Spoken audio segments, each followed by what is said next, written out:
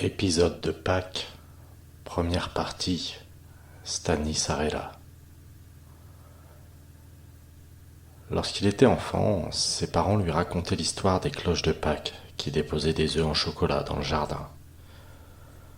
En grandissant, de toutes les histoires qu'il avait pu entendre, il trouvait que celle-ci était la plus étrange.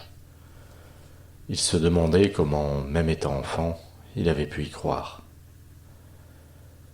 Il y avait cependant une petite particularité à cette tradition que personne d'autre que les habitants de son village ne semblait connaître. Il avait passé son enfance dans un petit village où, la nuit tombée, on entendait le clocher de l'église résonner dans toutes les maisons.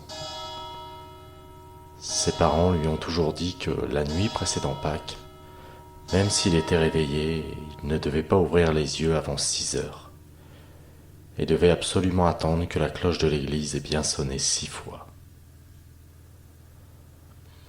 Des tonnes d'histoires se racontaient avec les autres enfants de son école sur les conséquences que ça pourrait avoir si quelqu'un enfreignait cette règle. Certains disaient qu'on voyait un monstre, d'autres une sorcière. Certains prétendaient connaître quelqu'un qui avait fait et qui avait disparu depuis. Puis il a déménagé avec sa famille lorsqu'il avait 11 ans. Ses parents ne parlaient jamais de cette période de son enfance et sa sœur était beaucoup trop jeune pour s'en souvenir. Cela l'avait donc fait sourire quand son employeur lui a annoncé qu'il devait rencontrer un client potentiel qui habitait ce village. Une semaine plus tard, il se rendit donc sur place avec une petite appréhension. Il se demandait s'il allait reconnaître certains endroits ou retrouver d'anciennes connaissances.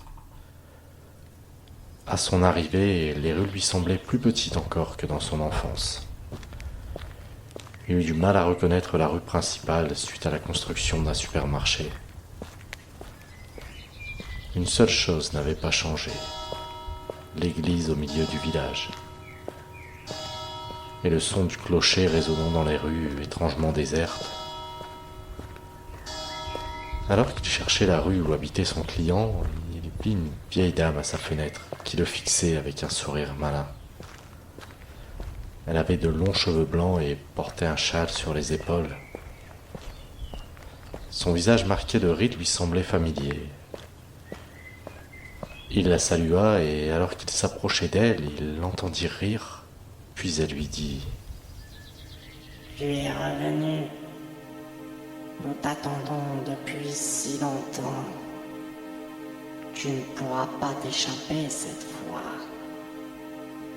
Il fut pris d'un horrible mal de tête et, se sentant de plus en plus faible, perdit connaissance et s'écroula au milieu de la rue. Lorsqu'il ouvrit les yeux, il se retrouva dans une petite pièce sombre, allongé sur un canapé. Il se redressa et regarda tout autour de lui. Il y avait plusieurs photos en noir et blanc accrochées sur le mur face à lui, probablement de vieilles photos de famille. Derrière lui, il y avait une étagère remplie de vieux livres. Parmi ces livres, un seul attira son regard. La couverture semblait être en cuir et, alors qu'il essayait de lire le titre écrit en latin sur la tranche, il entendit quelqu'un arriver derrière lui. Il se retourna et vit un homme d'âge moyen dans l'encadrement de la porte. Il était chauve et portait un jean et une chemise noire.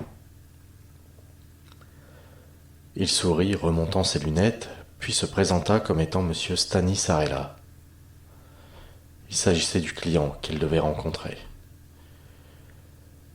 Confus, il se présenta à son tour et lui demanda comment il s'était retrouvé ici. Monsieur Arella lui expliqua alors qu'il avait entendu sa voisine appeler à l'aide et lorsqu'il sortit, il le trouva allongé sur le sol. Aidé d'autres personnes du voisinage, ils l'ont porté et amené jusqu'ici. Il se souvient alors de la vieille dame et de cette voix, et il lui demanda qui était-elle. Monsieur Arella lui répondit qu'il s'agissait de Madame Sivener. Elle avait toujours vécu dans ce village, mais depuis la disparition de son fils, ce n'était plus la même personne.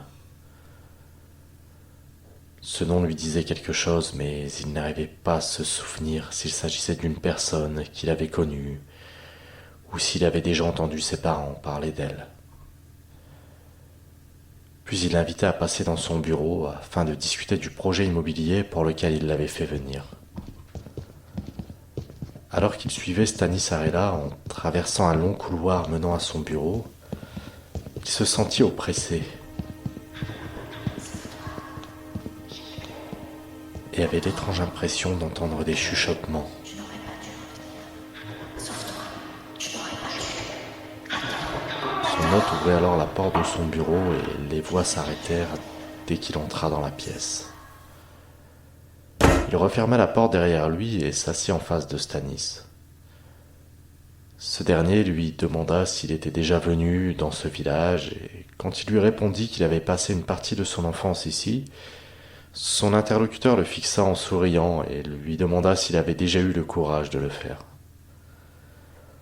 Il ne comprenait pas ce que cela voulait dire, mais Stanis insista et lui demanda plus précisément s'il avait déjà ouvert les yeux avant 6 heures. Il se sentit de nouveau oppressé et entendit ces chuchotements.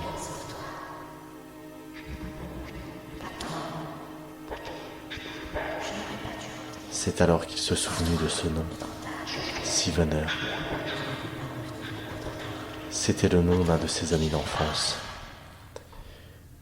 Il s'était défié d'ouvrir les yeux le jour de Pâques avant que la cloche ait sonné 6 fois. Il tenta alors de se lever pour s'enfuir, mais il n'avait plus de force dans les jambes. Il s'écroula sur le sol et rampa vers la porte. Il perdit connaissance et c'est alors qu'il entendit Stanis.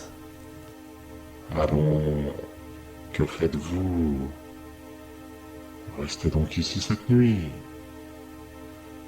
Vous savez quel jour nous sommes? Demain c'est Pâques. Si vous gardez les yeux ouverts cette fois-ci, il reviendra. » Lorsqu'il se réveilla, il était attaché à un lit. La lumière de la lune passant à travers la fenêtre éclairait la pièce. Même si celle-ci était vide et abandonnée, il reconnut la chambre de son enfance. Il releva la tête et c'est alors qu'il vit 2 yeux briller dans la pénombre. Puis une silhouette se dessina et il reconnut enfin Madame Sivener. Elle s'approchait lentement de lui.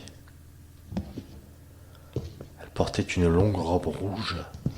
Ses yeux bleus le fixaient, mais il n'y avait aucune expression sur son visage. Il pleura, lui demandant de le libérer et lui disant qu'il était désolé pour son fils, mais qu'il n'avait rien à voir avec ça. Elle se mit à sourire en le bâillonnant et le regarda en lui disant de ne pas s'inquiéter, qu'il devra bientôt prendre la place de son fils et qu'il ne pourrait pas s'enfuir cette fois. Stanis sortit de la pénombre à son tour, vêtu également de cette même robe rouge, mais il était coiffé d'une mitre sur laquelle était brodé un étrange symbole avec un triangle dans un cercle rouge. Il mit la main sur l'épaule de Madame Sivener et dit « Il est temps de retourner à notre place. Il arrive. Tu sais ce que nous avons à faire. »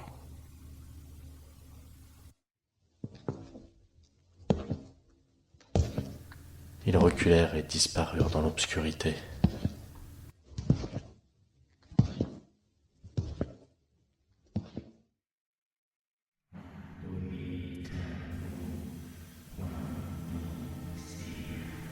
Quelques minutes plus tard, il entendit ces chants dans la pièce, et de la pénombre sortit une dizaine de personnes vêtues de robes rouges, leurs visages dissimulés sous de grandes capuches.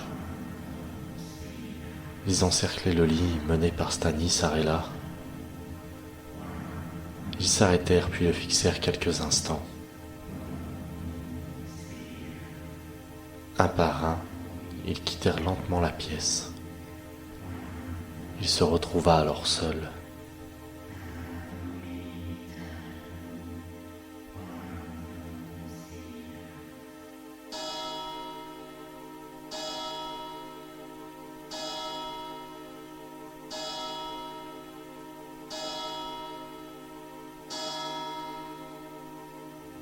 Le clocher de l'église avait sonné 6 fois et il avait les yeux grands ouverts.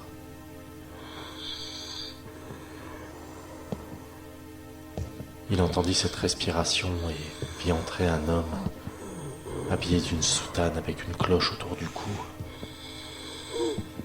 Il était d'une maigreur cadavérique et devait mesurer plus de 2 mètres.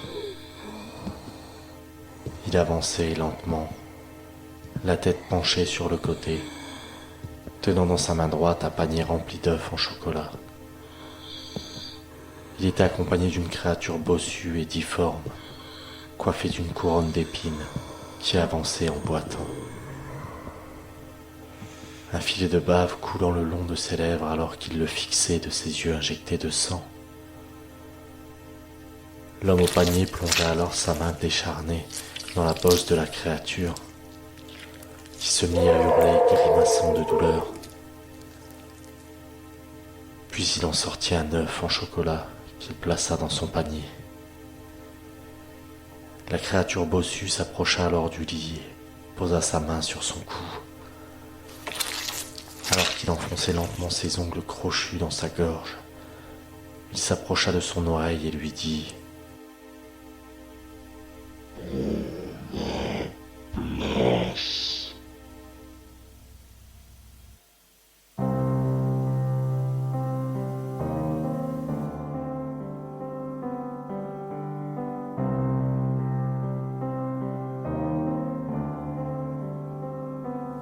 J'ai ouvert les yeux près du fossoyeur qui écoutait mon histoire. Alors le jour de Pâques, gardez bien les yeux ouverts, sauf si vous voulez